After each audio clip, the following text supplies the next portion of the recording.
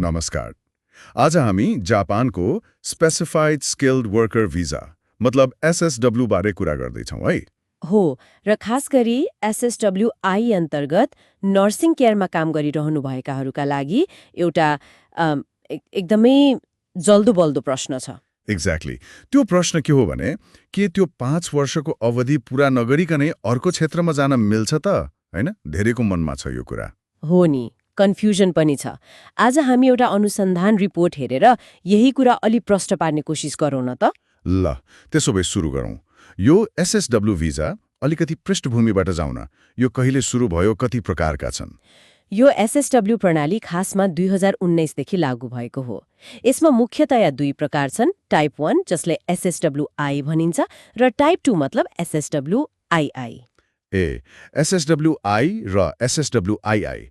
एसएसडब्ल्युआईमा चाहिँ 16वटा क्षेत्र पर्छन् होला, हैन? नर्सिङ केयर, निर्माण, कृषि जस्ता। हो, 16वटा क्षेत्र।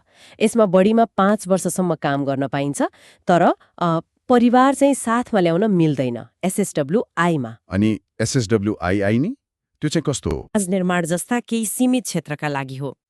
यसमा राम्रो कुरा के छ भने बसाइको अवधि तोकिएको छैन, मतलब अनिश्चितकाल बस्न पाइयो। ओहो, अनिश्चितकाल। अनि परिवार पनि ल्याउन पाइन्छ। तर आज हाम्रो फोकस चाहिँ एसएसडब्ल्युआई, त्यसमा पनि नर्सिङ केयरमा छ। हो, त्यही नर्सिङ केयरको मुख्य प्रश्नमा फर्काउँ न त। नर्सिङ केयरमा एसएसडब्ल्युआईमा काम गर्नेले 5 वर्ष नसकिँदै मानौ न कृषिमा जान मन लाग्यो रे, मिल्छ कि मिल्दैन? धेरैलाई लाग्छ 5 वर्ष त कुर्नै पर्छ। हो, यो एकदमै महत्त्वपूर्ण प्रश्न हो।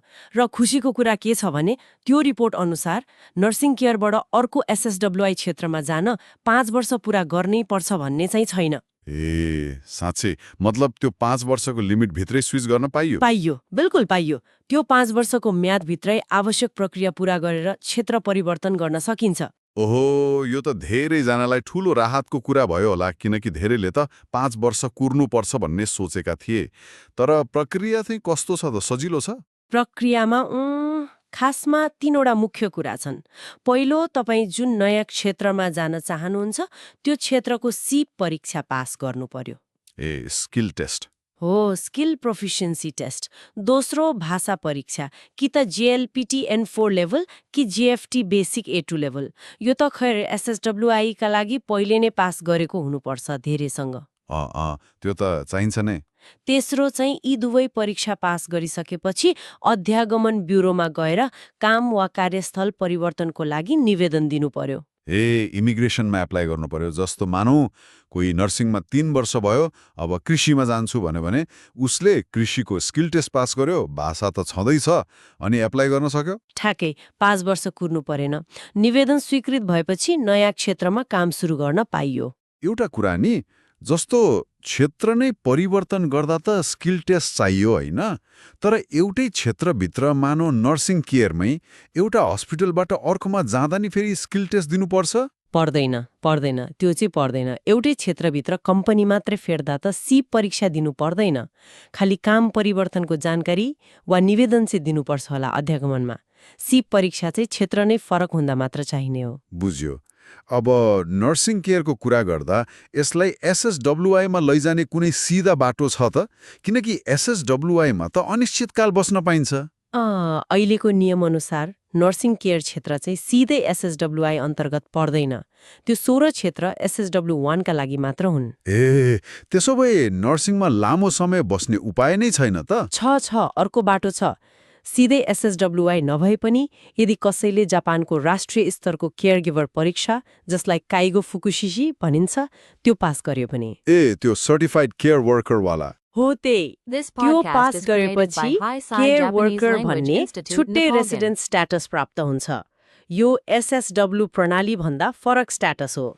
अनि त्यो स्ट्याटस पाएपछि? त्यो पाएपछि जापानमा अनिश्चितकाल बस्न पाइन्छ अनि परिवार पनि ल्याउन पाइन्छ।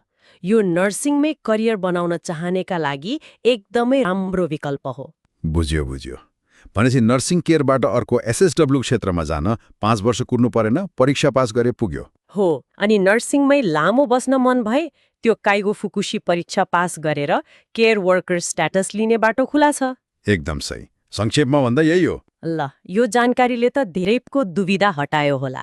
अब कसैलाई खै फुड सर्भिसमा जान मन छ वा कृषिमा रुचि छ भने तयारी थाल्दा भयो। हो नि, सम्बन्धित क्षेत्रको सिप परीक्षा र भाषा परीक्षाको तयारी गर्ने, अनि नर्सिङमै बस्ने हो भने त्यो केयर वर्कर परीक्षाको लागि मेहनत गर्ने। आजको यो कुराकानी निकै उपयोगी रह्यो। जाँदा जाँदै एउटा प्रश्न श्रोताहरूलाई सोच्न छोडौँ न त। हुन्छ। यो एसएसडब्ल्यू प्रणालीमा एउटा क्षेत्रबाट अर्कोमा यसरी जान पाउने सुविधाले कामदारको आफ्नो करियर यात्रामा र समग्र जापानको श्रम बजारमा चाहिँ कस्तो असर पार्ला? के अवसर ल्याउला? के चुनौती थप्ला? हो, यो सोच्न लायक कुरा हो। यसले फ्लेक्सिबिलिटी त दियो, तर यसका अरू प्रभावहरू के होलान्? विचार गर्दै गर्नु होला।